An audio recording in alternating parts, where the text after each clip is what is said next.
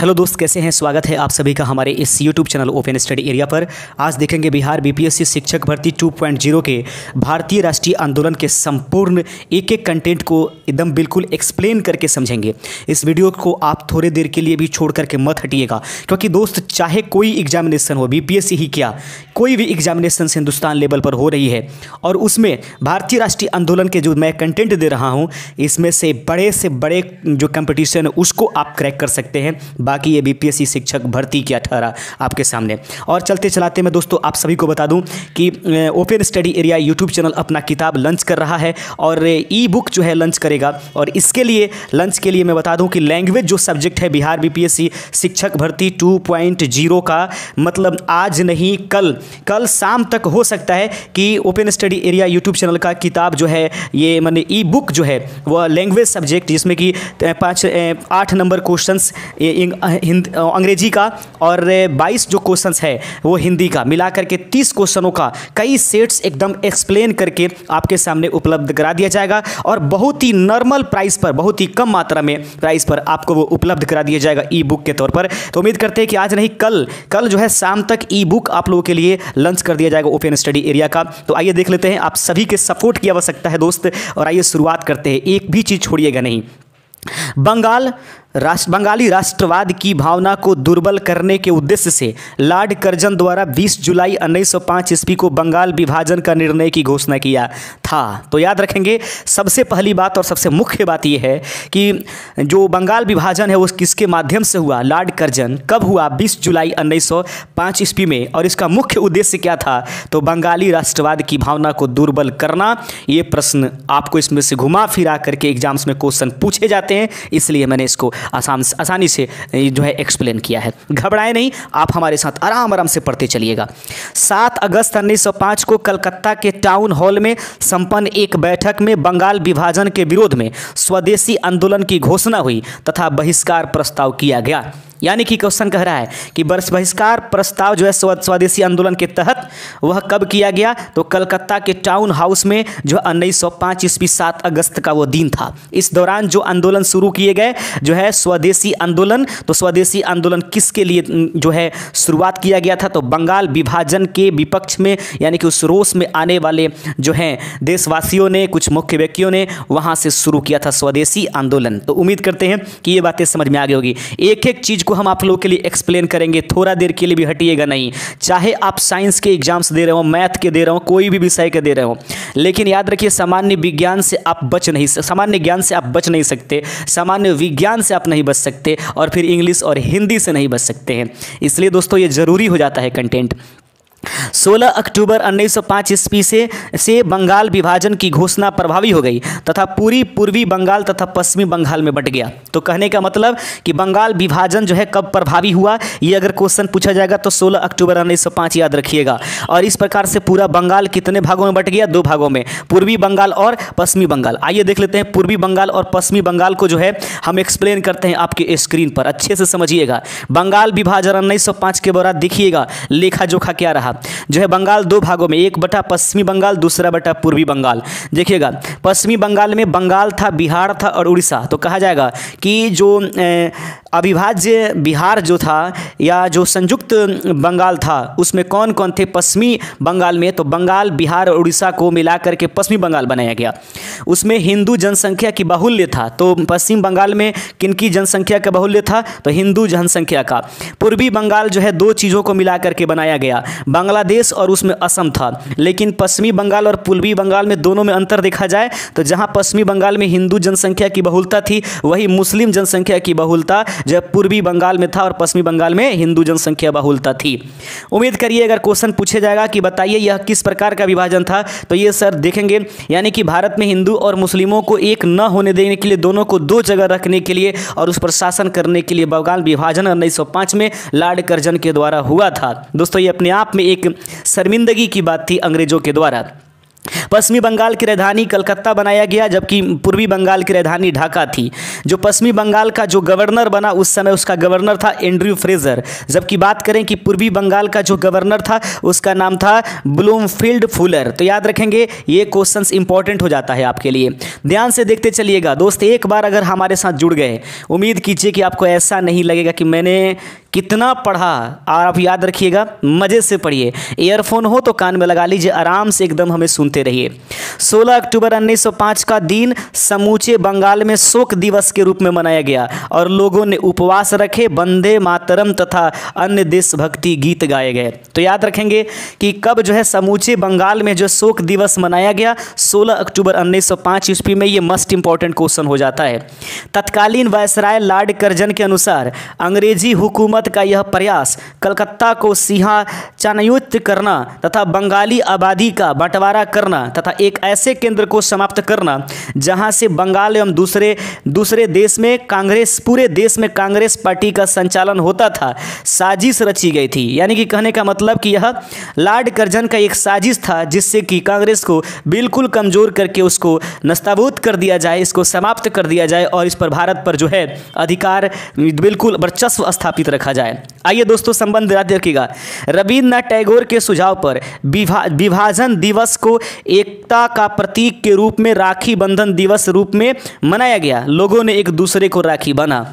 तो बताइए, राखी दिवस किस आधार पर बना गया था? तो याद रखेंगे, विभाजन दिवस को एकता के प्रतीक के रूप में, यानी कि जो विभाजन था इसी के संदर्भ में जो है रविन्द्रनाथ टैगोर ने इसका सुझाव दिया था, राखी बंधन दिवस। तो याद रखेंगे, राखी बंधन दिवस किससे संबंधित है? बंगाल विभाजन से संबंधित है। किनके कहने पर ये राखी बंधन दिवस मनाया गया था? रविन्द्रनाथ टैगोर। आप सभी जानते हैं कि नोबेल पुरस्कार जो प्रथम भारत में अगर आया था साहित्य के क्षेत्र में, वो जो है गुरु रविन्द्रनाथ टैगोर ने दिया था। बनारस अधिवेशन। आइए, एक मस्ट इंपॉर्टेंट क्वेश्चन है, बस बने रहिए ना, थोड़ा सा ध्यान रखिए हमारा। 1905। वीडियो पसंद आए तो प्लीज़ चैनल को सब्सक्राइब कीजिएगा, वीडियो को प्लीज़ लाइक कर दीजिएगा। आपके लिए इतना मेहनत से कंटेंट लेकर के आते हैं, आप हमारा साथ नहीं दीजिएगा तो कौन साथ देगा? याद रखेंगे, ये चैनल मेरा नहीं, ये चैनल आपका सबसे ज़्यादा है। 1905 के बनारस अधिवेशन में कॉन्फ्रेंस ने बहिष्कार आंदोलन किया। इस अधिवेशन की अध्यक्षता गोखले यानी कि गोपाल कृष्ण गोखले ने किया था। तो क्वेश्चन कहा जाएगा, बहिष्कार आंदोलन का अनुमोदन कब किया गया? 1905 के बनारस अधिवेशन में। इस अधिवेशन की अध्यक्षता किसने किया था? गोपाल कृष्ण गोखले ने। गोपाल कृष्ण गोखले को जीके गोखले भी कहते हैं दोस्तों, और यह जो है गांधी जी और मिस्टर जीना के गुरु कहलाते हैं। आगे है, बनारस अधिवेशन में बहिष्कार यानी बायकॉट का प्रस्ताव मदन मोहन मालवीय ने पेश किया और लाला लाजपत राय ने इस प्रस्ताव का समर्थन किया। लाला लाजपत राय ने सत्याग्रह का भी सुझाव दिया था। तो सबसे पहले भारत में सत्याग्रह का सुझाव देने का काम किसने किया था? लाला लाजपत राय ने। और बनारस अधिवेशन में बाइकॉट किसने किया था? मदन मोहन मालवीय ने। और जो है ये बनारस में किसने जो है अध्यक्षता किया था? गोपाल कृष्ण गोखले ने। याद रखेंगे, बहिष्कार आंदोलन से संबंधित और बिंदुएं हैं दोस्तों, एकदम संजीवनी की तरह काम करेगा आपके एग्जाम्स में। बिहार का सुझाव सर्वप्रथम संजीवनी के संपादक कृष्ण कुमार मित्र ने 13 जुलाई 1905 ईस्वी के अंक में दिया। संजीवनी ब्रह्म समाज की पत्रिका थी। तो पूछा जाएगा कि बताइए, जो बहिष्कार सुझाव, कौन सी पत्रिका जो है जिसने बहिष्कार का सुझाव दिया था? तो संजीवनी, उसके संपादक कौन थे? कृष्ण कुमार मित्र थे। यह कब आया था? तो 13 जुलाई 1905 ईस्वी को। यह किस धर्म से संबंधित था, किस समाज थे? तो ब्रह्म समाज। आपको हमें कमेंट करके बता देना है दोस्तों कि बताइए ब्रह्म समाज के संस्थापक कौन है। उम्मीद करता हूं कि अगर आप तैयारी करते होंगे, हमारे चैनल पर लगातार बने होंगे, तो आपको ये पता भी होगा। उनके इस सुझाव का समर्थन बागेरहाट जिला खुलना की 16 जुलाई 1905 की जनसभा द्वारा भी किया गया था। ये इंपॉर्टेंट है। आइए, कलकत्ता के अधिवेशन 1906 से क्या क्या क्वेश्चन पूछे जाते हैं। इस बार भी बीपीएससी शिक्षक भर्ती 7th फेज में क्वेश्चन पूछा गया था। इंपॉर्टेंट कंटेंट है भारतीय राष्ट्रीय आंदोलन से। 1906 ईस्वी में कांग्रेस के कलकत्ता अधिवेशन में अध्यक्ष पद को लेकर उदारवादियों और उग्रवादियों में विवाद हो गया। दादा भाई नौरोजी का अंत में अध्यक्ष चुनकर इस विवाद को समाप्त किया गया। तो याद रखेंगे, उदारवादी और ये उग्रवादी, नरम दल और गरम दल, दोनों हमेशा एक दूसरे के सामने रहे हैं, चाहे कोई हो, लेकिन हमारे देश को स्वतंत्रता दिलाने में इन दोनों का हाथ रहा हो। एक कहता था, एक का सोच था कि हम आसानी पूर्वक इसको आराम से समझा कर लेंगे, लेकिन एक था कि नहीं, हम मानेंगे नहीं। उसी तरह रामायण में जैसे राम जी और लक्ष्मण जी, राम जी चाहते थे हर चीज़ को आसानी से किया जाए, लक्ष्मण जी जो है बिल्कुल फास्ट भागने की कोशिश करते थे। दोस्तों उम्मीद करता हूं कि आप हमारे चैनल पर आकर के अच्छा महसूस कर रहे होंगे। कहता है बंगाल विभाजन के विरोध में 7 अगस्त 1945 कलकत्ता के टाउन हाउस में स्वदेशी आंदोलन की घोषणा किया गया था। ठीक है, इसके बाद में हम लोग देख लेते हैं, इसके पहले हम लोग कलकत्ता अधिवेशन पढ़ रहे हैं, आगे देखेंगे। इसी अधिवेशन में दादा भाई नौरोजी ने पहली बार स्वराज शब्द का उल्लेख किया और स्वराज को कांग्रेस का लक्ष्य बनाया। बहुत इंपॉर्टेंट पॉइंट देखिए घेरा गया है, पूछा जाएगा कि बताइए किस कांग्रेस के किस अधिवेशन में स्वराज शब्द लाया गया, तो याद रखें कलकत्ता के अधिवेशन में यह क्वेश्चन था इस बार कि इसकी अध्यक्षता किसने किया था, दादा भाई नौरोजी, याद रखेंगे। आगे बढ़ते हैं। इसी समय जिन्ना भी कांग्रेस में शामिल हुए और 1904 ईस्वी में जिन्ना ने पहली बार कांग्रेस अधिवेशन में भाग लिया था। तो याद रखेंगे किस समय कांग्रेस में शामिल हुआ था मिस्टर जिन्ना, 1904 वाले कलकत्ता अधिवेशन में, और पहली बार कांग्रेस के अधिवेशन में वो भाग लिए थे। स्वदेशी आंदोलन याद रखिए जो है कायदे आजम के नाम से मिस्टर जिन्ना को जाना जाता है। स्वदेशी आंदोलन समझ लीजिए। स्वदेशी आंदोलन के प्रारंभ का तत्कालीन कारण बंगाल विभाजन था। एकदम इंपॉर्टेंट प्रश्न। आगे बिंदु है, इस अवधारणा के मुख्य प्रस्तुतकर्ता अरविंद घोष, लोकमान्य बाल गंगाधर तिलक, बिपिन चंद्र पाल तथा लाला लाजपत राय थे। इनको लाल बाल पाल के नाम से भी जानते हैं। तो इस अवधारणा का यानी कि स्वदेशी आंदोलन जो था उस अवधारणा के मुख्य रूप से प्रस्तुतकर्ता ये महत्वपूर्ण लोग हैं जो आपको स्क्रीन पर दिखाई दे रहे हैं। ये उग्रवादी स्वदेशी आंदोलन को पूरे देश में लागू करना चाहते थे किंतु उदारवादी गुट इसके विरुद्ध में था। यही कारण है कि कभी भी उग्रवादियों का जो है उदारवादियों से कभी पटरी नहीं जमा हुआ है। देखिएगा जब समझ करके पढ़िएगा ना, मजा ना आ जाए तो कहिएगा। स्वदेशी और बहिष्कार आंदोलन को उग्रपंथी नेता बाल गंगाधर तिलक, लाला लाजपत राय तथा अरविंद घोष ने पूरे देश में फैला दिया था। तो स्वदेशी और बहिष्कार आंदोलन को उग्रपंथी नेता बाल गंगाधर तिलक, लाला लाजपत राय तथा अरविंद घोष ने पूरे देश में फैला दिया था। तो क्वेश्चन पूछ देगा निम्नलिखित में से वो कौन है जो स्वदेशी आंदोलन से संबंधित नहीं है, तो ये नाम याद रख लेना है। बाल गंगाधर तिलक, लाला लाजपत राय, अरविंद घोष, इन लोगों को छोड़ करके कुछ आ जाए या इनसे जुड़ी हुई कुछ बातें छोड़कर आ जाए तो उसको टिक कर देना है। अगला प्रश्न है, देखिएगा गौर से। बंगाल से प्रारंभ हुए स्वदेशी आंदोलन का लोकमान्य तिलक ने सारे देश विशेषकर मुंबई और पुणे अजीत सिंह, देखिए विशेषकर मुंबई और पुणे में अजीत सिंह, लाला लाजपत राय ने पंजाब एवं उत्तर प्रदेश, सैयद हैदर रजा ने दिल्ली में तथा चिदम्बरम पिल्ले ने मद्रास प्रेसिडेंसी में नेतृत्व किया था। Must important. तो क्वेश्चन कुछ देगा कि बंगाल विभाजन से संबंधित जो बिंदुएं थी स्वदेशी आंदोलन में, लोकमान्य तिलक किस क्षेत्र से उन्होंने ये किया था, तो याद रखेंगे मुंबई और पुणे में। अजीत सिंह ने कहां से किया, अजीत सिंह और लाला लाजपत राय का संबंध पंजाब एवं उत्तर प्रदेश से, सैयद हैदर रजा ने दिल्ली से तथा चिदम्बरम पिल्ले ने मद्रास प्रेसिडेंसी से इसका नेतृत्व किया था। आगे बढ़ते चलते हैं। अगला प्रश्न है, इसी दौरान एक अंग्रेज अधिकारी जिसका नाम था वेलेंटाइन चिरोल जिसको बोलते हैं, ने तिलक को भारतीय अशांति का जनक कहा था। तो याद रखिएगा एक महत्वपूर्ण क्वेश्चन, किसने कहा था लाला लाजपत राय को अशांति का जनक, तो उसका नाम है जो है अंग्रेज अधिकारी है, इसका नाम है वेलेंटाइन सिरोल ने इसको जो है इनको भारतीय अशांति का जनक कहा था। Must important question. बहिष्कार आंदोलन के अंतर्गत न केवल स्वदेशी वस्त्रों का बहिष्कार किया गया बल्कि स्कूलों, अदालतों, उपाधियों का, सरकारी नौकरियों आदि का भी बहिष्कार किया गया था। स्वदेशी आंदोलन के समय आंदोलन के प्रति जन समर्थन एकत्र करने के उद्देश्य से बारिशाल के अध्यापक अश्विनी कुमार दत्त ने स्वदेश बांधव समिति का स्थापना किया था। आगे बढ़ते चलते हैं। इंपॉर्टेंट चीजें कहता है, टैगोर ने इसी समय अमार सोनार बांग्ला नामक गीत लिखा था। तो क्वेश्चन पूछ देगा कि अमार सोनार बांग्ला के लेखक कौन है, रविन्द्रनाथ टैगोर। इन्होंने कब इसको लिखा था, स्वदेशी आंदोलन के समय। स्वदेशी आंदोलन कब हुआ था, बंगाल विभाजन के समय, विरोध में हुआ था।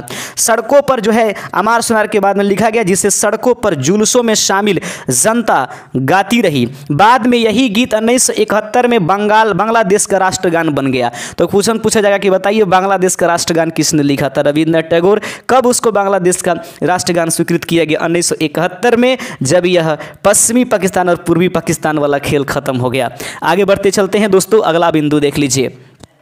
अगस्त 1905 में एक राष्ट्रीय शिक्षा परिषद की स्थापना की गई। आचार्य प्रफुल्ल चंद्र राय ने बंगाल केमिकल स्वदेशी स्टोर्स की स्थापना की। आगे देखेंगे, बंग भंग आंदोलन के समय राष्ट्रीय शिक्षा के लिए रविन्द्रनाथ टैगोर ने शांति निकेतन तथा सतीश चंद्र मुखी ने बंगाल में डॉन सोसाइटी की स्थापना किया है। तो एकदम इंपॉर्टेंट, बंग भंग आंदोलन के समय, किस आंदोलन के समय जो है राष्ट्रीय शिक्षा के लिए रविन्द्रनाथ टैगोर ने शांति निकेतन की स्थापना किया था? तो सही आंसर होगा बंग भंग आंदोलन के समय। सतीश चंद्र मुखर्जी ने क्या स्थापना किया था? सन डॉन सोसाइटी की स्थापना किया था। आगे बढ़ते चलते हैं।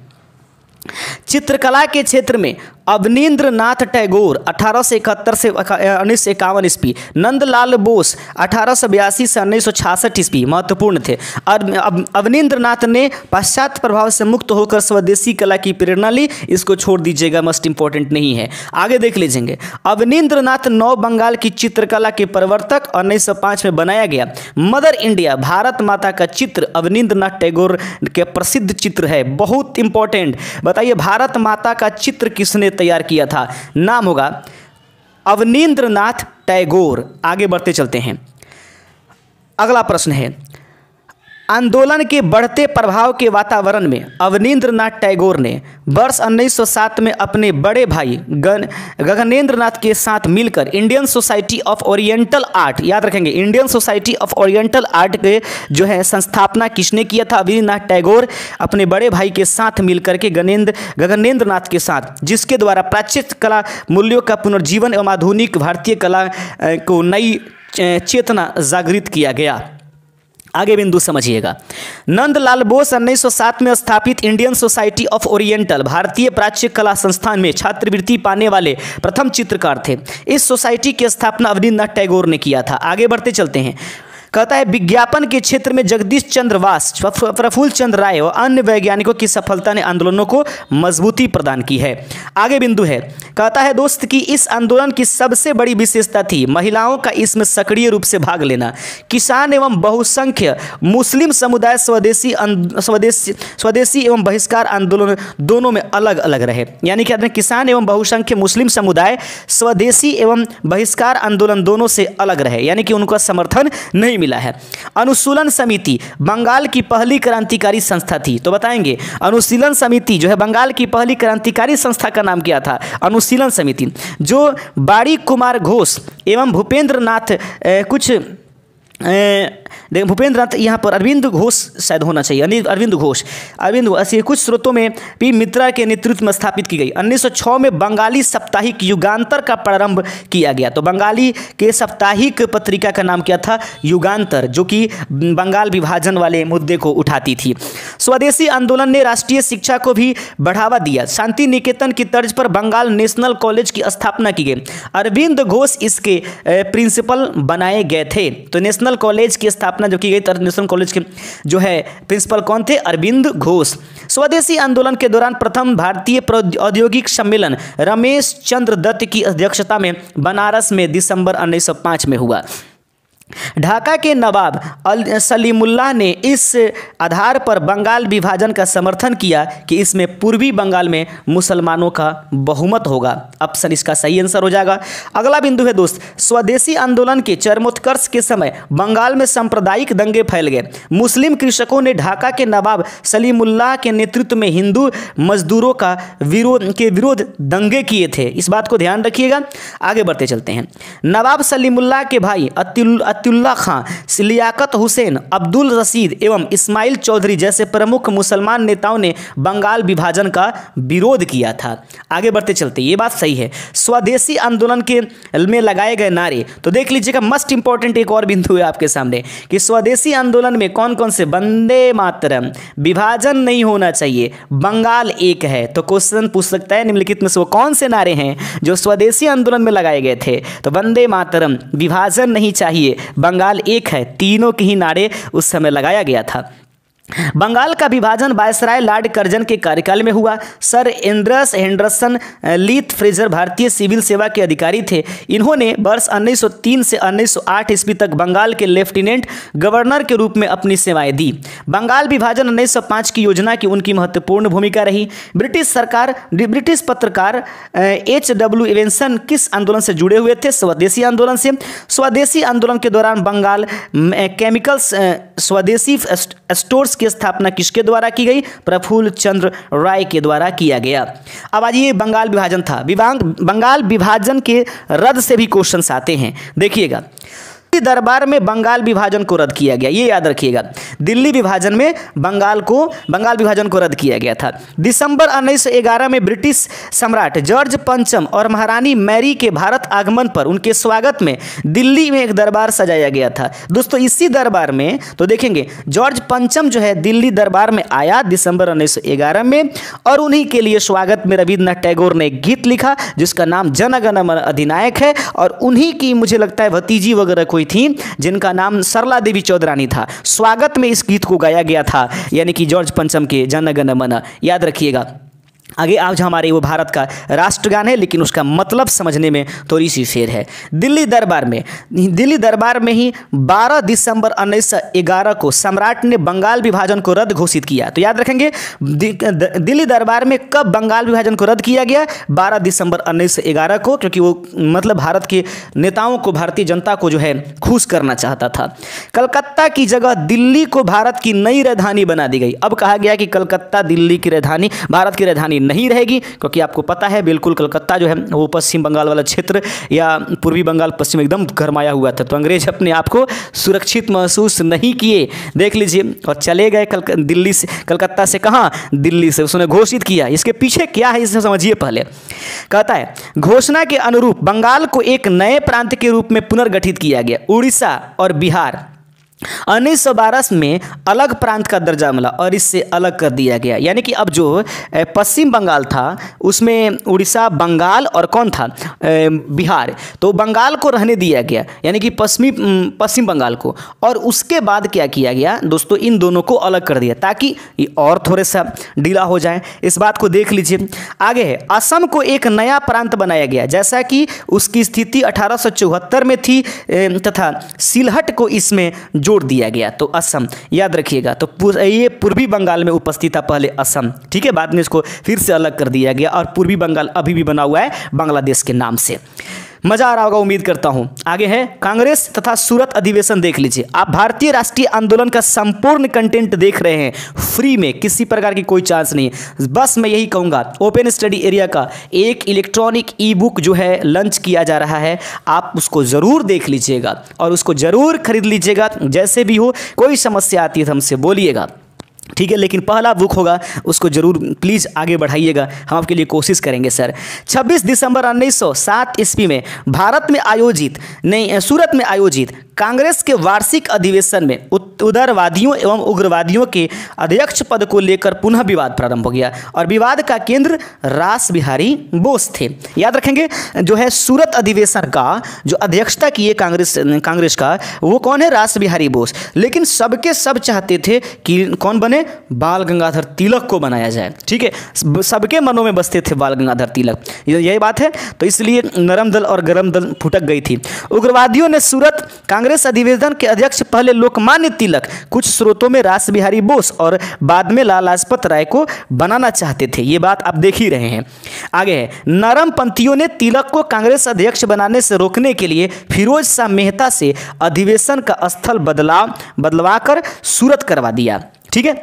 अंततः रास बिहारी बोस को अधिवेशन का अध्यक्ष चुना गया। याद रखेंगे। तो फिरोज शाह मेहता आप याद रखिएगा। अगला है सम्मेलन में उग्रवादियों ने 1906 ईस्वी में पास किए गए 4 प्रस्ताव, स्वदेशी बहिष्कार, राष्ट्रीय शिक्षा और स्वशासन की व्याख्या को लेकर विवाद हुआ। याद रखेंगे दोस्तों, अपने आप में एक दुखद बात है कि बाल गंगाधर तिलक इतना योग्य व्यक्ति एक बार भी कांग्रेस के अध्यक्ष नहीं बनाए गए थे।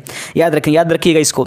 उदारवादी स्वदेशी एवं बहिष्कार आंदोलन का प्रसार केवल बंगाल तक सीमित रखना चाहते थे, वहीं उग्रवादी इस आंदोलन को व्यापक तौर पर भारत के अन्य हिस्सों में भी फैलाना चाहते थे। ये अंतर था दोनों की सोच में।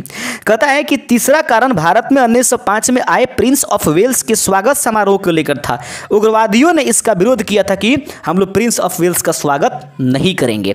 अगला बिंदु है, इन विवादों के परिणाम स्वरूप दोनों दलों में के मतभेद उभर कर आए और अंततः सूरत में कांग्रेस का पहला विभाजन हुआ और सूरत विभाजन का नेतृत्व तिलक ने किया। ठीक है, सूरत विभाजन का नेतृत्व उन्होंने किया है, सूरत अधिवेशन का नहीं। लॉर्ड मिंटो, अगर क्वेश्चन पूछते हैं कि सूरत विभाजन का नेतृत्व किसने किया, तो याद रखिए तिलक मारिएगा, रास बिहारी बोस नहीं। लेकिन सूरत में कांग्रेस की अध्यक्षता किसने किया था, तो रास बिहारी बोस कीजिएगा। लॉर्ड मिंटो ने लॉर्ड मार्ले को लिखा कि सूरत में कांग्रेस का पतन हमारी जीत है। देख रहे हैं लॉर्ड मिंटो, हम लोग इधर फंसे हुए हैं और अंग्रेज जो हैं मज़े ले रहे हैं। देख लीजिए कि घर फूटे गंवार लूटे वाली बात हो जाती है यहाँ। लॉर्ड मिंटो ने लॉर्ड मार्ले को लिखा कि सूरत में कांग्रेस का पतन हमारी जीत है।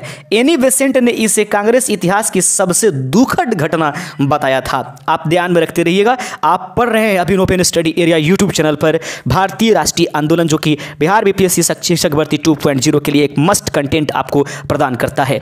एनी बेसेंट ने कहा सूरत की घटना कांग्रेस के इतिहास में सबसे अधिक दुखद घटना है। विभाजन के बाद कांग्रेस दो दलों में बंट गया, गर्म दल और नरम दल। उदारवादी नेता कौन कौन थे, यानी कि गर्म दल वाले कौन, दादा भाई नौरोजी, नहीं सॉरी ये नरम दल वाले हैं, दादा भाई नौरोजी, फिरोज शाह मेहता, गोपाल कृष्ण गोखले और सुरेंद्र नाथ बनर्जी।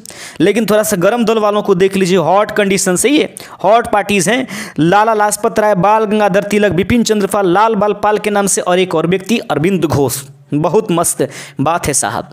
आगे देख लीजिएगा, घर में दो प्रकार के लोगों का रहना जरूरी है। बुजुर्ग का रहना जरूरी है समझदारी के लिए, और युवाओं का रहना जरूरी है जोश के लिए। तो याद रखेंगे, आप अगली जोश है अपनी घर का, जिसकी एक सर्विस से पूरी जो है एक कायनात बदलने वाली है। आपकी पीछे के हर हिसाब बेहतर होने वाले हैं, आपकी पीढ़ियाँ सुधरने वाली हैं। तो थोड़ी सी मेहनत तो करना पड़ेगा साहब।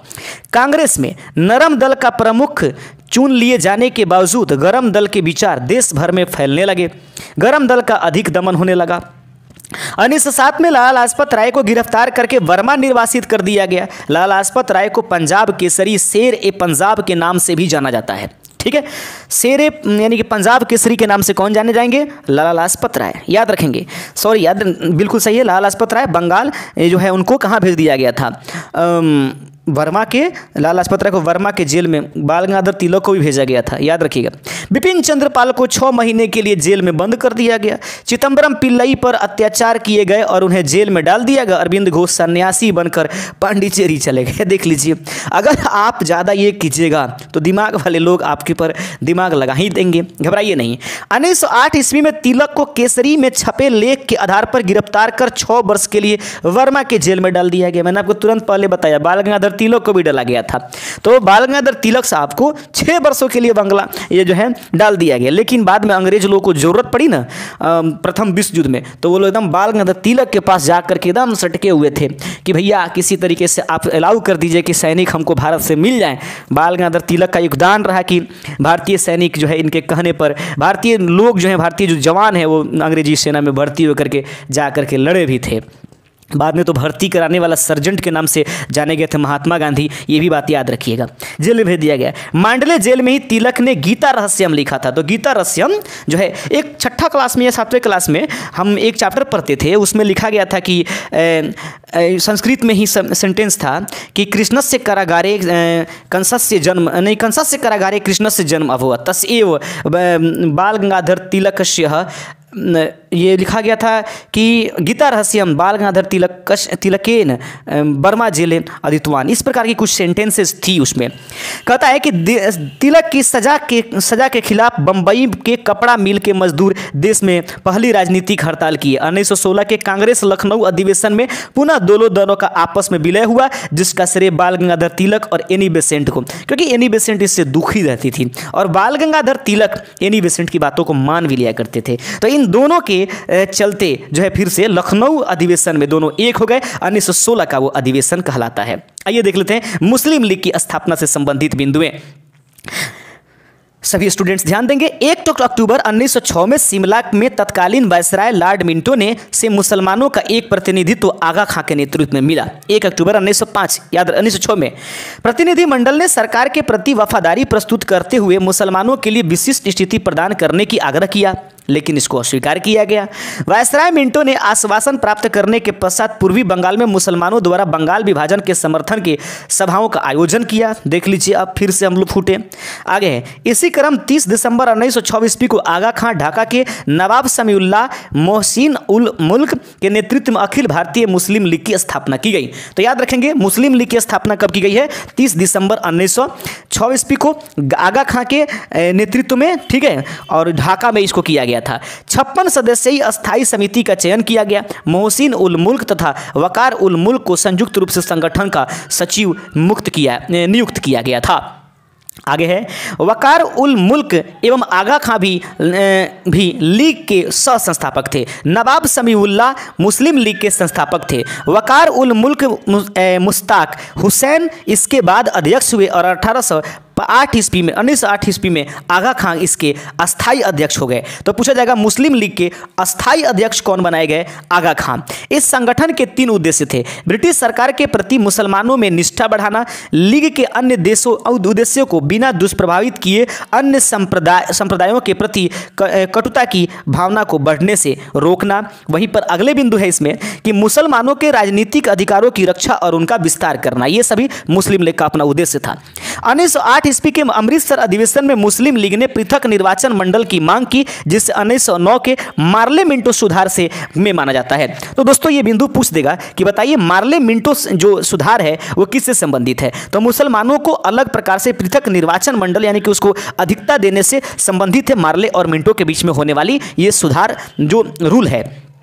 पृथक निर्वाचन मंडल की मांग को स्वीकृति मिलने पर द्विराष्ट्र सिद्धांत 2 नेशन थ्योरी की शुरुआत हो गई। यानी कि कहां से जो है, एक बात पूछा जा सकता है कि बताइए कहां से 2 राष्ट्रों वाली विभाजन वाली बात शुरू हो गई? तो मुस्लिम लीग द्वारा जब मार्ले मिंटो सिद्धांत जब आया ना, और उस समय इन दोनों के लिए बात विशेष कही गई, वहीं से इनके दिमाग में बैठ गया कि हमें अलग राष्ट्र चाहिए। ये 1909 में ही पनप जाता है।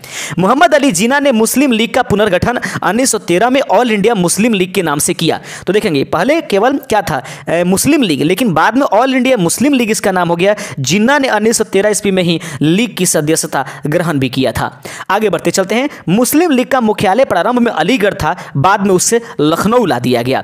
1908 में इसकी शाखा लंदन में सैयद अमीर अली ने स्थापित की। मुस्लिम लीग की प्रमुख अधिवेशन देख लेंगे। मुस्लिम लीग की प्रमुख अधिवेशन कौन है? अमृतसर अधिवेशन जो है पृथक निर्वाचक मंडल से संबंधित था। इलाहाबाद अधिवेशन मुहम्मद इकबाल द्वारा पहली बार अलग से देश का विचार उनके दिमाग में आया। लाहौर अधिवेशन में 1940 ईस्वी में पृथक मुस्लिम राज्य के निर्माण का प्रस्ताव हुआ। बीपीएससी ने क्वेश्चन पूछा है कि बताइए कब मुस्लिम लीग ने जो है पाकिस्तान की मांग किया था? 1940 ईस्वी में। कराची अधिवेशन 1943 ईस्वी में बांटो और छोड़ो का नारा पाकिस्तान की मांग थी। तो याद रखेंगे किस अधिवेशन में जो है बांटो और छोड़ो का नारा दिया गया मुस्लिम लीग के द्वारा? कराची अधिवेशन 1943 में। अगला बिंदु है, लीग ने 1913 में स्वशासन को राष्ट्रीय लक्ष्य घोषित कर दिया। सरोजनी नायडू ने जिन्ना को मुस्लिम का एकता का दूत कहा। हिंदू मुस्लिम एकता का दूत याद रखेंगे। तो किसने कहा था हिंदू मुस्लिम एकता का दूत? किसको कहा था? ये बिंदु हम लोग देख लेते हैं। अब आगे थोड़ा सा, एकता का दूत किसने कहा था? फिर से सरोजनी नायडू ने जिन्ना को हिंदू मुस्लिम एकता का दूत कहा था। आगे बढ़ते चलते हैं। आगे है, अब हम बिंदु पढ़ेंगे भारतीय परिषद अधिनियम 1909 मार्ले मिंटो सुधार से संबंधित बिंदु हैं। सरकार ने एक और दमन की नीति को तीव्र बनाया, जो दूसरी ओर नरम दलों और वालों को संतुष्ट करने की कोशिश की जा रही थी। वर्ष 1905 में लॉर्ड कर्जन के स्थान पर लॉर्ड मिंटो को भारत का वायसराय नियुक्त किया गया तथा जॉन मार्ले को भारत का सचिव। इसके द्वारा किए गए सुधारों को मार्ले मिंटो सुधार के नाम से जाना जाता है। तो पूछा जाएगा कि बताइए मार्ले मिंटो जो सुधार है उसमें मार्ले कौन था और मिंटो कौन था? तो लॉर्ड मिंटो, तो मिंटो जो था वो कर्जन लॉर्ड मर्जन के स्थान पर जो है लॉर्ड मिंटन आया। लॉर्ड मिंटो जो है भारत का वायसराय था, वहीं पर जॉन मार्ले जो है सचिव था भारत का। तो मिंटो कौन था? वो भारत का वायसराय था। वो किसके स्थान पर आया था? लॉर्ड कर्जन के स्थान पर। जॉन मार्ले कौन था? तो यह सचिव था भारत का। इन दोनों के बीच में एक सुधार अधिनियम लाया गया जिसको मार्ले मिंटो सुधार के नाम से जाना जाता है। आगे बिंदु है, ब्रिटिश संसद द्वारा पारित संवैधानिक सुधार जिन्हें औपचारिक रूप से भारतीय परिषद अधिनियम 1909 कहा गया है, सामान्यतः मार्ले मिंटो सुधार के नाम से जाना जाता है। भारतीय परिषद अधिनियम 1909 का सबसे बड़ा दोष सांप्रदायिक प्रतिनिधित्व प्रणाली के तहत मुसलमानों के लिए पृथक निर्वाचन मंडल की व्यवस्था करना था। आप देख रहे हैं open study area YouTube channel. Morley Minto सुधारों में मुसलमानों को पृथक सांप्रदायिक निर्वाचन दिया गया, जिसने भारत में सांप्रदायिकता और भावी विभाजन के बीज बोझ दिए थे। आगे बढ़ते चलते, वस्तुतः इसका आशय यह था कि मुसलमान संप्रदाय को भारतीय राष्ट्र से पूर्णतः पृथक वर्ग के रूप में स्वीकार किया गया। आगे बढ़ते चलते हैं, मार्ले मिंटो सुधार का भीतरी लक्ष्य भारत में एक समुदाय विरोध के दूसरे को लड़ाना था। मार्ले मिंटो का सुधारों का भीतरी लक्ष्य यही था कि भारत में समुदाय विरोधों को लड़ा देना चाहिए, हिंदू और मुसलमानों को लड़ा दिया जाए और फायदे उठाएं। लॉर्ड मिंटो ने, ये वर्षों से चलता आया हुआ है, मार्ले ने वायसराय मिंटो को एक पत्र में पृथक निर्वाचन के बारे में लिखा। इस नागदंत बो रहे हैं जिसकी फसल बड़ी कड़वी होगी, हम नागदंत बो रहे हैं जिसकी फसल बड़ी कड़वी होगी, ये लॉर्ड मिंटो ने वायसराय को ये खत लिखा था। याद रखिए, अपने आप में ये कितनी शर्म की बात है। आगे बढ़ते चलते हैं, गांधी जी ने कहा मार्ले मिंटो सुधार 1909 इंडियन काउंसिल एक्ट ये हमारा सर्वनाश कर दिया। तो गांधी जी ने कहा मार्ले मिंटो सुधार जो है वो 1909 ने हमारी भारत को नाश करके रख दिया, क्योंकि हम दो व्यक्तियों को एक साथ रहने के लिए इसने रहते हुए स्थिर नहीं देखा और वहीं से हम लोगों को तहस नहस करना शुरू कर दिया। प्रथम दिल्ली दरबार सन 1877 का प्रथम दिल्ली दरबार लॉर्ड लिटन द्वारा आयोजित किया गया। इसे प्रोक्लेमेशन दरबार की या घोषणा दरबार भी कहा जाता है। इसमें महारानी विक्टोरिया को भारत की साम्राज्ञी घोषित किया गया। इसी समय 1876 से 78 ईस्वी तक दक्षिण के लोग अकाल से पीड़ित हो गए थे। सर, एक तो कहानी पढ़ रहा था, कई करोड़ लोग मारे गए थे बंगाल में जब ये बंगाल में जब अकाल पड़े हुए थे। पता नहीं ये शासन भी करते थे अंग्रेज लोग और हमारे भारतीयों को सुरक्षित भी नहीं। मैंने जो इमेजेस देखा वाकई वो दिल दहला देने वाली थी। इसी तरह से लाशों की तस्वीरें जो है वो दिखाया जा रहा था बुक में और उसके नीचे लिखा गया था। कई प्रकार की बीमारियों के चपेट में लाकर लोग मरे थे बंगाल में, करोड़ों की मात्रा में लिखा गया था, करीब 2 या 3 करोड़ लिखा हुआ था। इसमें लिटन ने महारानी विक्टोरिया को केसर ए हिंद उपाधि दिया। तो बताइए कैसा है कि महारानी विक्टोरिया को केसर ए हिंद किसने कहा था? तो लॉर्ड लिटन द्वारा। द्वितीय दिल्ली दरबार 1903 को लॉर्ड लिटन द्वारा आयोजित किया गया। यह दरबार एडवर्ड सप्तम एवं महारानी अलेक्जेंडर को भारत के सम्राट एवं साम्राज्ञी घोषित करने हेतु लाया गया था। हालांकि एडवर्ड सप्तम यह आयोजन में स्वयं न आकर के अपने भाई ड्यूक ऑफ कनाट को भेजा।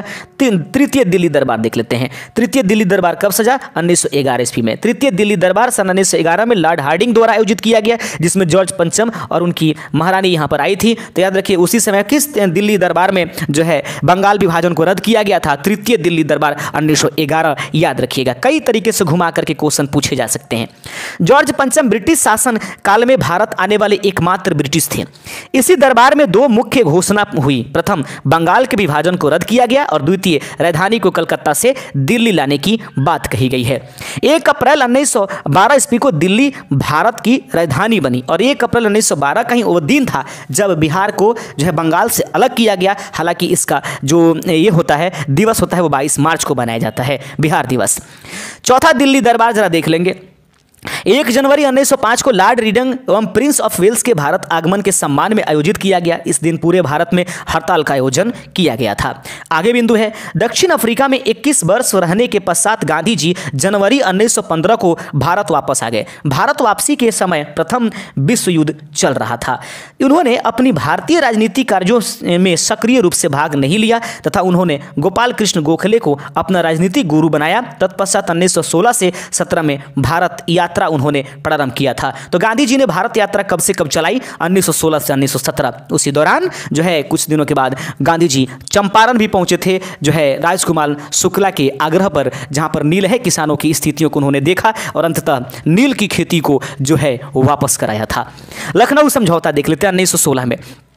दिसंबर 1916 में इंडियन नेशनल कांग्रेस और इंडियन मुस्लिम लीग में ने लखनऊ में एक ही समय अपने अधिवेशन आयोजित किए थे। दोनों एक साथ अधिवेशन, मतलब ये दोनों लखनऊ में दोनों एक हो गए थे, इतना समझाएगा। दोनों दलों ने पृथक पृथक रूप से संवैधानिक सुधारों के संयुक्त योजना के संबंध में प्रस्ताव पारित किया। कहता है कि यह समझौता सामान्यतः लखनऊ समझौता या कांग्रेस लीग योजना के नाम से जाना जाता है, यानी कि कांग्रेस भी थी और लीग, ये दोनों के द्वारा बनाई गई योजना इसमें संबंधित था, इसलिए लखनऊ समझौता को जो है हम लोग कांग्रेस लीग योजना के नाम से भी जानते हैं। कांग्रेस का लखनऊ अधिवेशन 1916 में किया गया। आइए देख लेते हैं वर्ष, आगे कुछ आगे भाग गया, थोड़ा सा नीचे लाइए, वर्ष कहाँ लिखा गया था, लखनऊ समझौता, हाँ ठीक है। आगे कहता है कि वर्ष 1916 में भारतीय राष्ट्रीय कांग्रेस का लखनऊ अधिवेशन की अध्यक्षता अंबिका चरण मजूमदार ने किया था। इनको एसी मजूमदार भी कहा जाता है। तो याद रखिएगा 1916 में भारतीय राष्ट्रीय कांग्रेस के लखनऊ के अधिवेशन किसने किया था? अंबिका चरण मजूमदार ने। अगला है कि लखनऊ अधिवेशन में दो महत्वपूर्ण घटनाएं हुई। 1907 में सूरत अधिवेशन में निष्कासित उग्रवादियों को कांग्रेस में पुनः प्रवेश मिला लिया गया, यानी कि भाई लोग आ जाइए आप लोग, लेकिन आगे से इसका ध्यान रखिए, ऐसा मत करिएगा। कांग्रेस और मुस्लिम लीग के मध्य समझौता हो गया, भाई दोनों एक चेयर पर बैठ करके बात कर लिए, ये अपने आप में अच्छी है। फिर से अंग्रेजों की शुरू हो गई होगी। उग्रवादी एवं उग्रवादियों का पुनर्मिलन। उग्रवादी एवं उग्रवादियों को पुनर्मिलन की प्रक्रिया एनी बेसेंट एवं तिलक की महत्वपूर्ण भूमिका है। उल्लेखनीय है कि गोपाल कृष्ण गोखले तथा फिरोज शाह मेहता दोनों ही गर्मपंथियों के कट्टर विरोधी थे। इनकी मृत्यु 1915 के बाद ही कांग्रेस में गर्मपंथियों का प्रवेश जो है संभव हुआ। जब तक ये लोग मरे नहीं तब तक गर्मपंथियों को उसमें प्रवेश नहीं दिया गया होगा। मुझे नहीं लगता है कि इसको याद करने की कोई जरूरत होता है, जिस हिसाब से हम पढ़ा रहे हैं सही बातें आपके दिमाग में बैठ रही होगी। कांग्रेस और मुस्लिम लीग की समझौता पढ़ लीजिए। कांग्रेस ने पहली बार मुसलमानों के लिए पृथक निर्वाचन मंडल की मांग को औपचारिक रूप से स्वीकार कर ली, जो कालांतर में कांग्रेस की भयंकर भूल सिद्ध हुई। तो याद रखें, कांग्रेस ने पहली बार मुसलमानों के लिए पृथक निर्वाचन जो है मंडल उसको स्वीकार कर लिया था, किसमें? लखनऊ अधिवेशन में। ये सबसे बड़ी कांग्रेस की भूल रही। अब वो कहते रहेंगे कि तुम लोग वादे किए लेकिन वादे खिलाफी कर रहे हो, ये कर रहे हो, थोड़ा सा ये दिक्कत हो गया। आगे चलकर यह प्रावधान द्विराष्ट्र सिद्धांत की अवधारणा का अंकुर सिद्ध हुआ। बदले में लीग ने कांग्रेस द्वारा उत्तरदायी शासन की मांग को स्वीकार कर लिया गया। आगे बढ़ते चलते हैं। लखनऊ अधिवेशन में कांग्रेस व मुस्लिम लीग में समझौता कराने में तिलक और जिन्ना ने महत्वपूर्ण भूमिका निभाई थी। तिलक ने लखनऊ के अधिवेशन में ही अपना यह प्रसिद्ध नारा दिया था, स्वराज मेरा जन्मसिद्ध अधिकार है। तो ये क्वेश्चन पूछ देगा। आज तक आप जानते हैं कि स्वराज मेरा जन्मसिद्ध अधिकार है, स्वराज मम जन्मसिद्ध अधिकार अस्ति, यह किसके द्वारा लिखा गया है? तो कहा गया था बाल गंगाधर तिलक द्वारा। लेकिन ये किस अधिवेशन में कहा गया था, ये पूछ दे तो अब कहिएगा कि लखनऊ अधिवेशन में जो है कहा गया था। आगे बढ़ते चलते हैं। अगला बिंदु है दोस्त, मुस्लिम लीग ने इस समझौते के बावजूद पृथक अस्तित्व बनाए रखा तथा मुसलमानों के लिए पृथक राजनीतिक अधिकारों का वकालत करती रही। वर्ष 1922 ईस्वी तक दोनों इस समझौते के अनुरूप मिलकर कार्य करते रहे। लखनऊ समझौता केवल एक अस्थायी समझौते पर साबित हुआ, क्योंकि यह ज़्यादा दिन तक नहीं चला। असहयोग आंदोलन के साथ ही यह समझौता भंग हो गया और मुस्लिम लीग ने पुनः अपना पुराना रास्ता पकड़ लिया तथा कांग्रेस एवं मुस्लिम लीग एक दूसरे के प्रतिद्वंदी हो गए फिर से। चलिए आगे देखते हैं। मदन मोहन मालवीय ने कांग्रेस व लीग के मध्य होने वाली इस समझौते का विरोध किया था। वो नहीं चाहते थे कि समझौता हो गए। कांग्रेस के लखनऊ अधिवेशन में महात्मा गांधी ने राजकुमार शुक्ला की मुलाकात की थी। उन्होंने चंपारण के किसानों की समस्या से अवगत उनको कराया था। होम रूल लीग आंदोलन 1916 देख लेंगे दोस्त। सर्वप्रथम आयरलैंड में आयरिश नेता रेडमांड के नेतृत्व में होम रूल लीग की स्थापना हुई। तिलक की होम रूल और एक एनी बेसेंट की होम रूल देख लीजिएगा। तो पहले किसके द्वारा आया देख लीजिए, ये देख लीजिए। मुस्लिम लीग आंदोलन 1916 के बाद होम रूल आंदोलन 1916 हम देख रहे हैं। ये दो व्यक्तियों के द्वारा बनाया गया। एक तो था तिलक का होम रूल और दो था एनी बेसेंट के द्वारा। अगर ऑप्शन नंबर ई वाला क्वेश्चन फिर आ जाए तो ये क्वेश्चन आपको ई नंबर ऑप्शन में फंसाया जाएगा। महाराष्ट्र होम रूल लीग और फिर अखिल होम रूल लीग क्या है? तो महाराष्ट्र होम रूल जो है उसमें महाराष्ट्र और कर्नाटक शामिल था, मद्रास और चेन्नई शामिल था। आगे देखते हैं बेलगांव, फिर उसके बाद कर्नाटक, उसके बाद समिति स्वरूप और उसके बाद दूसरे ये जो था मद्रास तमिलनाडु के बाद अड्यार, मद्रास और अखिल भारतीय स्वरूप था। बाद में चलकर इसके अध्यक्ष देखिए, अध्यक्ष NG केवलकर, जोसेफ ब्रेफिस्टा और सचिव जो है जॉर्ज ऑर्स्टे थे। स्वराज मेरा जन्मसिद्ध अधिकार है, ऐसी बातें इसमें अपनाई गई। स्वशासन की स्थापना जो एनी बेसेंट वाली अखिल भारतीय जो क्या थी लीग थी, उसका ये अपना प्रमुख कथन था। अगला बिंदु देख लेते हैं। स्वराज की प्राप्ति के लिए तिलक ने 28 अप्रैल 1916 को बेलगांव में होम रूल लीग की स्थापना की। 1915 में जोसेफ बैप्टिस्टा के सुझाव पर ही अप्रैल 1916 में बेलगांव में होम रूल लीग की स्थापना हुई। तिलक को होम रूल आंदोलन के दौरान लोकमान्य की पदवी मिली। जी.एस. खापड़े, बी.एस. मुंजे, आर.पी. मधकार तिलक की होम रूल में अस्थायी सदस्य थे। तो कहा जाएगा कि बाल गंगाधर तिलक को लोकमान्य की उपाधि कब मिला था, तो होम रूल आंदोलन जो 1916 था उस समय इनको जो है यह उपाधि प्राप्त हुई थी लोकमान्य की। आगे बढ़ते हैं। एनी बेसेंट ने होम रूल का स्वरूप अखिल भारतीय था। जवाहरलाल नेहरू, बी चक्रवर्ती तथा जे बनर्जी जैसे नेता एनी बेसेंट के लीग के सदस्य थे। तो पूछा जाएगा कि जवाहरलाल नेहरू कौन से लीग के सदस्य थे, तो एनी बेसेंट वाले होम रूल लीग के ये सदस्य थे। मोतीलाल नेहरू, भूला भाई। आगे देखते हैं। चित्तरंजन दास, तेज बहादुर सप्रू, मोहम्मद अली जीना एवं लाला लाजपत राय ने एनी बेसेंट की लीग की सदस्यता इन लोगों ने ग्रहण किया था। पिताजी मोतीलाल नेहरू इधर थे और उसके बाद उधर बेटाजी पंडित जवाहरलाल नेहरू जो थे वो उधर थे। ये दोनों पुत्र और पिता दोनों अलग अलग टीम में। तिलक द्वारा स्थापित होम रूल लीग अध्यक्ष जोसेफ बैटिस्टा तथा सचिव एन.सी. केलकर थे, जबकि एनी बेसेंट द्वारा स्थापित लीग के सचिव जॉर्ज अरुंडले थे। तिलक और एनी बेसेंट ने अपने कार्य क्षेत्रों का बंटवारा भी कर दिया। तिलक के लीग के जिम्मे कर्नाटक, महाराष्ट्र, बंबई को छोड़कर मध्य प्रांत बरार थे। देश के शेष हिस्से एनी बेसेंट के लीग में आए हुए थे। आगे बढ़ते चलते हैं कि होम रूल लीग की सर्वाधिक शाखाएं मद्रास में थी। पूछ देगा कि होम रूल लीग की सर्वाधिक शाखाएं कहाँ थी, तो मद्रास में, लेकिन यह मुंबई, गुजरात के ग्रामीण क्षेत्रों एवं उत्तर प्रदेश के कुछ हिस्सों में सर्वाधिक सक्रिय रही है। दोनों लीगों की अपनी विलय नहीं किया था। दोनों लीगों ने अपना विलय नहीं किया था क्योंकि एनी बेसेंट के शब्दों में उनके तिलक कुछ समर्थक मुझे पसंद नहीं करते और मेरे कुछ समर्थक उन्हें नापसंद करते थे, लेकिन मेरे और उनके बीच किसी तरह का कोई झगड़ा नहीं था। याद रखिए, इसलिए दो चीजें थी, बातें दोनों को मानते थे, लेकिन इनके जो है एनी बेसेंट वाला शब्द पसंद नहीं था तो उनको तिलक वाला बात पसंद नहीं था, इसलिए दोनों दो राह पर चले।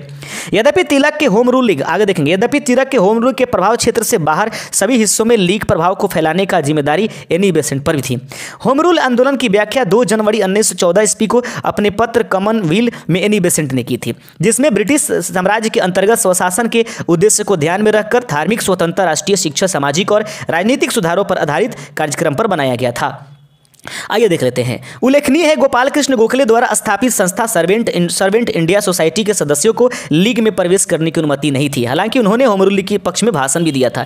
एनी बेसेंट ने अपने दैनिक पत्र न्यू इंडिया, तो यार पूछेगा कि किसके द्वारा न्यू इंडिया लिखा गया, तो सही आंसर है न्यू इंडिया जो है एनी बेसेंट की 14 जुलाई 1914 में, तथा साप्ताहिक एवं कॉमनवेल्थ 2 जनवरी 1914 को राष्ट्रीय होम रूल लीग आंदोलन से संबंधित है। दोस्तों ये मतलब अंतिम कंटेंट पढ़ाएंगे, उसके बाद इसका अगला पार्ट हो सकता है कि लेकर के आएंगे, वीडियो बहुत बड़ा ना हो जाए, अन्य सब्जेक्ट भी आपको पढ़ने हैं। एनी बेसेंट ने मैडम ब्लावत्स्की द्वारा प्रकाशित पत्रिका जो था उसका नाम था ल्यूसीफर, जो 1879 से 1891 तक संपादक किया था।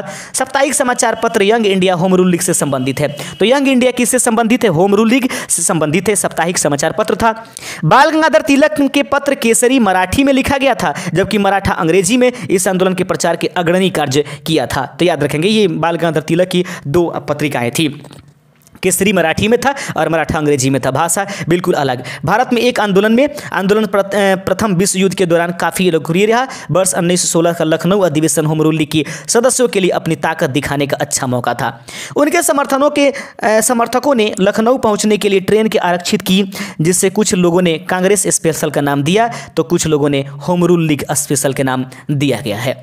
आगे है कि 1916 ईस्वी के कांग्रेस लखनऊ सम्मेलन में दोनों होम रूल लीग की संयुक्त बैठक हुई थी। होम रूल लीग बढ़ते हुए प्रभाव के चलते ब्रिटिश सरकार ने एनी बेसेंट, जॉर्ज अरुंडेल तथा वीपी वाइडेका को गिरफ्तार कर लिया था। जब अंग्रेजों को लग जाएगा कि सामने वाला व्यक्ति फेमस हो जाएगा तो हो गई, उनको गिरफ्तार कर लिया जाएगा। एनी बेसेंट को ऊटी यानी उटकमंड में नज़रबंद किया गया था। इस गिरफ्तारी के विरोध में एस सुब्रमण्यम अय्यर ने अपनी नाइटहुड की उपाधि वापस कर दी थी। नाइटहुड की उपाधि प्राप्त करने वाले वो प्रथम भारतीय थे। तो क्वेश्चन पूछा सकता है कि बताइए नाइटहुड की उपाधि धारण करने वाले प्रथम भारतीय कौन थे? S Subramaniam Iyer.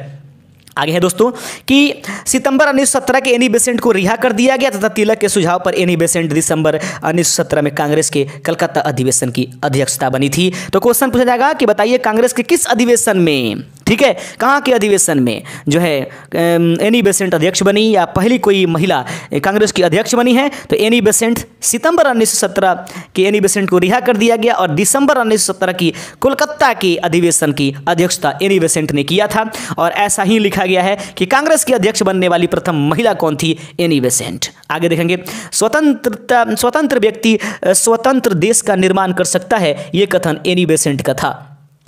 Theosophical society स्थापना 1875 ईस्वी में जो है अमेरिका में मैडम ब्लावस्की तथा कर्नल ऑलकेट ने किया था। एनी बेसेंट 1889 ईस्वी में इसकी सदस्य बनी हुई थी। ये पॉइंट जब क्लियर हो जाएगा ना, ये होम रूल लीग वाला, उसके बाद हम छोड़ देंगे, फिर अगला बिंदु लेकर आएंगे।